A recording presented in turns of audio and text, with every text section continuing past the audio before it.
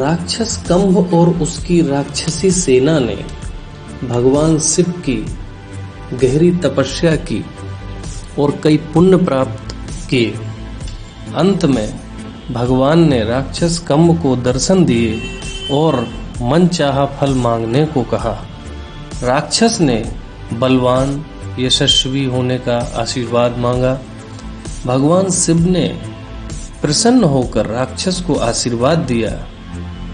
घमंड में चूर राक्षस ने स्वर्ग पर हमला कर दिया, सभी देवताओं को हरा दिया और स्वर्ग पर कब्जा कर लिया। तब देवता मारे मारे फिरने लगे। तब उन्हें नारद मुनि मिले। उनकी सलाह पर इंद्र देवता दत्तात्रेय के पास गए और अपनी करुण कथा का बखान किया। दत्तात्रेय ने मुस्कुराकर देवराज इंद्र से कहा, हे इंद्र, तुम कुछ भी करके राक्षस कंभ को मेरे पास भेज दो। इसके बाद तुम्हारी समस्या का अंत निश्चित है। देवराज ने यही किया। किसी तरह से कंभ को भगवान दत्तात्रेय के पास भेजा। उस वक्त दत्तात्रेय के साथ माता लक्ष्मी बैठी थी। उन्हें देख राक्षस मंत्रमुग्ध हो गया और उनका हरण कर राक्षस कंभ उन्हें अपने साथ ले गया।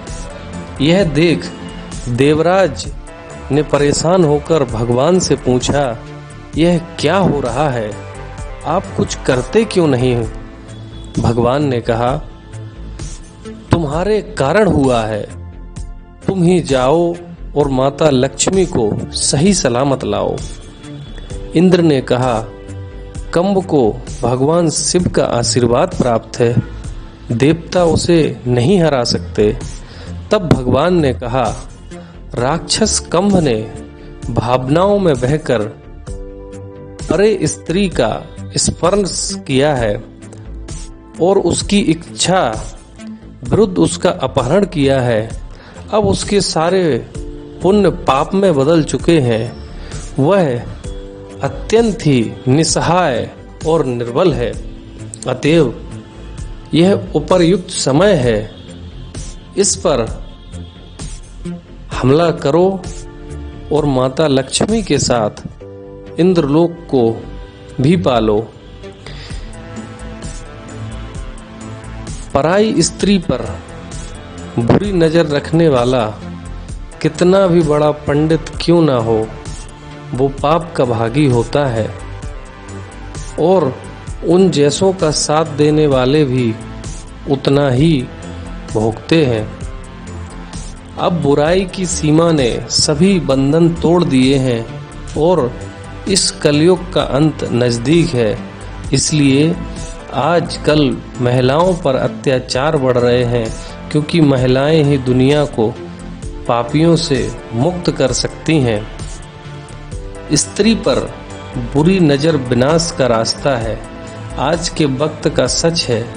दुनिया कितनी भी लड़कियों में बुराई निकाल दे या उसे हर बात के लिए जिम्मेदार बोले, लेकिन ईश्वर के न्याय में अपराधी उसी वक्त सजा के लिए नियति बना बैठते हैं। भले उसने कितने ही पुण्य किए हों, वो उसी वक्त पाप में बदल जाते हैं। स्त्री को देवी का स्थान ऐसे ही नहीं दिया गया।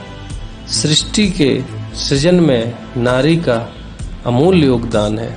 शास्त्रों के अनुसार दिव्यांग स्त्री पर बुरी नजर रखने वाले व्यक्ति को हमेशा नरक में स्थान मिलता है। हो सके तो व्यक्ति को हमेशा दिव्यांग स्त्री की मदद ही करनी चाहिए, और हो तो शास्त्रों में दिव्यांग स्त्री से विवाह करना बहुत बड़ा पुण्य का काम बताया गया है। शास्त्रों के अनुसार व्यक्ति को कभी भी दूसरे की पत्नी या पराई औरत पर बुरी नजर नहीं रखनी चाहिए, क्योंकि पराई स्त्री पर बुरी नजर रखने वाला व्यक्ति पाप का भागीदार बन जाता है। इसलिए व्यक्ति को हमेशा अपनी पत्नी से ही संतुष्ट रहना चाहिए। शास्त्रों के अनुसार विधवा स्त्री को भी अपने जीवन साथी को खो देने का बहुत बड़ा दुख होता है, और अगर कोई व्यक्ति विधवा स्त्री का फायदा उठाकर उस पर बुरी नज़र रखता है तो वह पाप का भागीदार बन जाता है। इसीलिए दोस्तों, अगर यह मेरी जानकारी आपको कैसी लगी तो हमें एक बार कमेंट करके ज़रूर बताएं। बहुत बहुत धन्यवाद।